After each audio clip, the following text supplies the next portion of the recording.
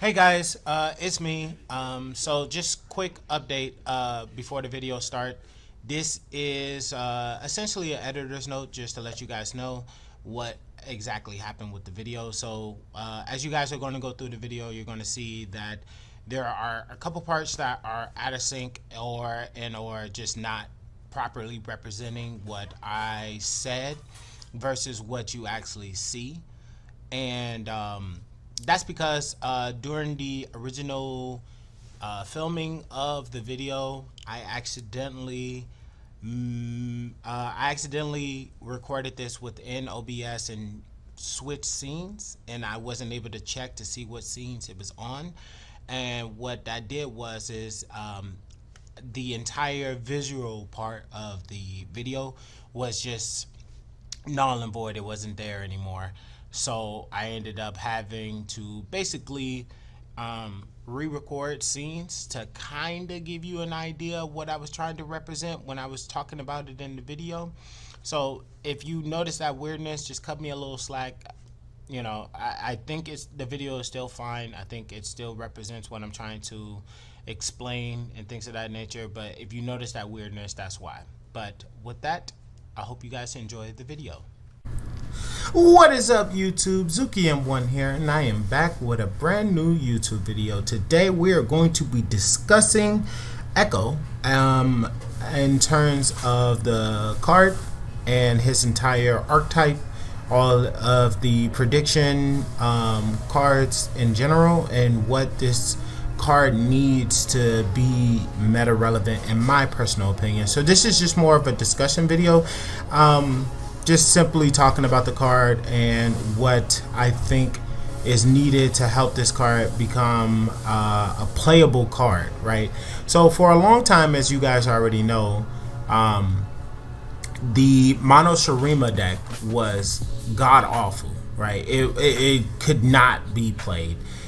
There was points in the meta where you could actually get away with winning some games with that deck, but for the most time you would get blasted, right? Now, through enough complaining and enough attention, eventually Riot got around to buffing the Mono Shurima strategy, making it into an actual viable deck. Actually, so much so that it became one of the most popular decks in Legends of Runeterra, and it was able to compete with the best of them, which was something that a lot of people were looking forward to. Now, as you guys already know, Ekko is a very popular champion from both League of Legends and Legends of Runeterra. As you can see, I'm already mastery 4 with the character, even though I'm making a video talking about how poorly this card performs. The win rate is around 45 to 41%, depending on which part of the bracket you're in. And I believe that the reason why this is because there isn't a good enough strategy to help insinuate his predictions. So what do I mean? When we look at prediction as a key word, what it essentially does is allow you to scry the top of your deck to get some added bonuses. Two of the added bonuses that they give you is drop border, which allows itself to be summoned for free, which is a free body on board, and that's never a bad thing.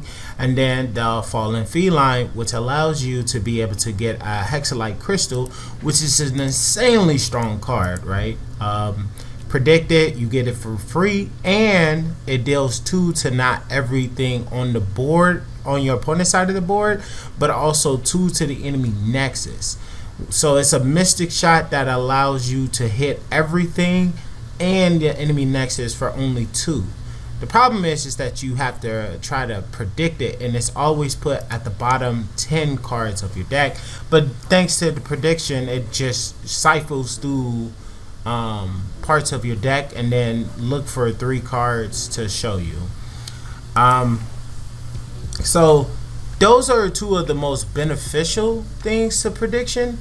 Everything else is just simply setting yourself up for the following turn, because you're guaranteed to draw that card regardless of if you draw additional cards that turn. So there's a little bit of an issue with that type of game style, because when you look at other themes outside of prediction, right? They help each other get to their game objective to win the game. Now, Ekko is the person who's supposed to win the game for you. The problem is that his theme the card himself doesn't necessarily fit prediction, which is a little confusing because Ekko himself wants to strike creatures to create time tricks, and even when he levels up, he still wants to strike creatures to create time tricks, and he creates chrono breaks in your deck, which is an insanely incredible card, which allows you to summon back all your creatures that died and then get the attack token back again. And then obviously if you have a second one, if those creatures didn't die again, you can just resummon them again from the chrono break because they still died that turn. So, which is insanely strong. There is no other card like that in the game, and they couldn't allow no other card like that in the game. So the utility that Ekko offers is incredible, second to none. There's no other character, no other champion in the game that has the utility that Ekko has. The problem is trying to get to that point, because what happens is that when Ekko levels up, he creates 3 more cards in his deck, right? The chrono breaks. Then when you use Feline, he creates a card and put it into your deck.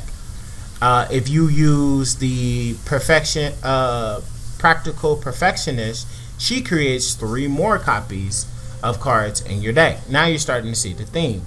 There's a lot of times where you end up putting a lot of cards into your deck, and it's hard to cycle through all of those cards to get to the stuff that you need.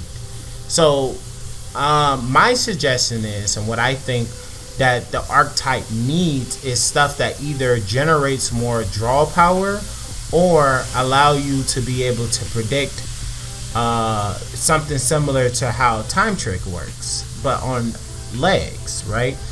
And make it a stipulation where if you strike, you can predict and then draw that prediction, something along those lines. Because currently, as the archetype stands, it's just very underwhelming, right? Looking at some of the other archetypes that we have in the game, we got something like Lurk, right? Lurk is a very, very, very, very strong archetype, and has been since it first was released.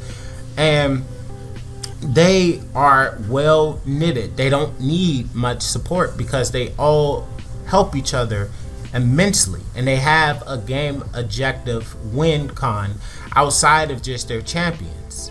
So their champions isn't everything to win the game. The other Lurk units can get so massive that if you don't check them, they just win the game, right? And that's just one other archetype that's self-contained. Now, the reason why I'm bringing this stuff up is because these are archetypes that doesn't really mush well with other types of themes. Ekko is one of those particular themes that doesn't mesh well with other archetypes, so they need more support to be able to live on their own.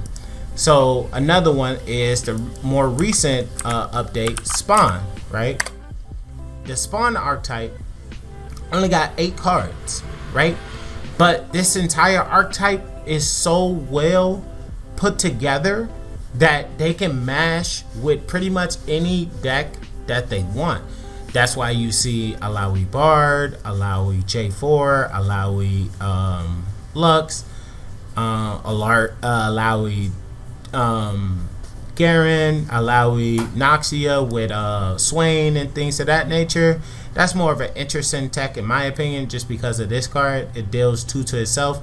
So by the time you, by turn 3, you've already dealt 6 non-combat damage. Plus you also got the Tentacle Slam, which can help you get Swain higher in his level up. So that's a pretty interesting card concept. I mean deck concept, but you get the idea.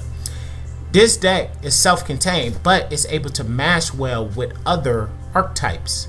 the prediction archetype does not match well with other archetypes, so it tends to suffer because you have to keep it with other cards that predict. Otherwise, Ekko is a worthless card, but you still want that insane versatility that comes with the archetype.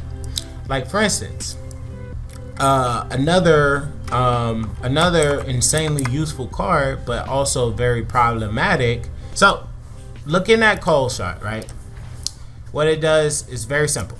Just draw one and then create a card in your deck. Now, the card that you're creating in your deck is insanely powerful. It is Parallel Conversions.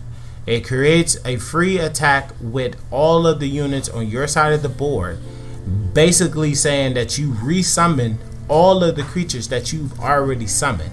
So what that means is any cards that has on summon effects get their on summon effects when you activate this card, which is busted.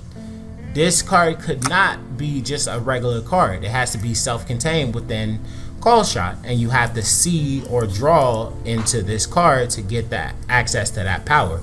Similar to how Ekko works, where you can get access to Chrono Break without leveling up Ekko and then, you know, seeing it in a prediction or drawing into it, right? So both of the two cards that as a part of Ekko's support line are insanely powerful, but the problem is that it's just too hard to get to. So again, my suggestion to help beef up the archetype is to just give them new support that helps them get to their game strategy faster by introducing new units that can help them get to their objective faster. You help them reach a new level of gameplay that wasn't achievable before. Secondly, giving some type of slight buff to Ekko. I think that by him having 2 health, it's impossible for you to be able to drop this character before you've reached 4 predictions. And sometimes, and everybody knows, in any card game, it's not always going to fall exactly according to plan. You're not always going to be able to drop Ekko with 4 predictions. Sometimes you need to drop him beforehand so you can apply some pressure to your opponent, but almost everything in the game can check him, right? Because he only has 2 health. Whereas opposed to somebody like Sivir, for instance, right? She has a spell shed and she has 3 health. And she has even, she just have better stats in general, I think. Sivir. Sorry, she's not part of Pilgrim's on. Okay. Yeah, so she's 5'3". Ekko is 4'2". Yeah, he's 4'2". They're literally the exact same cost. She's just better in every way possible. She has a spell shield, so she has self-protection. She has 3 health, so she's not mystic shottable. And she also levels up from the deck with a very common objective, which is just see 30 damage. That could be 30 damage to the Nexus, 30 damage to enemies, 30 damage to anything. Right? As long as she's seen, I mean, no, she ain't even have to see it. As long as there's been 30 damage dealt to the enemy in whatever shape or fashion, she levels up. That's an insanely powerful card that can go into literally any deck, because every deck has to do damage for you to win the game. So it's just not good comparing this guy to, like, I don't know, Pantheon, right? Pantheon is 3-2, but you already know this keyword right here is why that's not really true. You activate just 1 card on him, any card at all, and he's automatically 4-3, and then whatever card that you activated on him, if it's a granted, he gains even that stats as well. So this guy isn't even in the same category as like Ekko, right? he's been viable since he first came out. And granted, the reason why I bring up those other champions is because when you look at champions, I look at them as cost. So for instance, why in any world would I want to play Ekko over someone like Bard or Braum or Ashe or Gnar, who was a menace just a couple patches ago? Jace, Jhin, who's a current menace of this current format that we're in, the World Walker expansion. I think Jinx is garbage, but Kindred, who has recently gotten an incredible buff by just lowering her cost by one. She has seen insane amounts of play. Leona, who's recently got a buff as well, where they gave her overwhelm when she levels up, which makes a huge difference for the card, and she saw a huge spike in win rate. Maokai, Nocturne is kind of he's kind of cheeks. I mean, like, they gave him a buff, but it wasn't enough to increase his win rate. Poppy, who was a menace for a very long time. Pyke, who is self-contained, so he kind of belongs to his own archetype, but you know. Renekton has been seen in a lot of different decks. Rumble, like, you get the point. I'm not going to go through all of them, but you get the point. There's a lot of 4-cost champions in the game, and a lot of them are so much better than what Ekko current state is. So until he receives some type of buff or there's some type of new support that's added to his archetype, he's going to continue to be a weaker champion. But what do you guys think?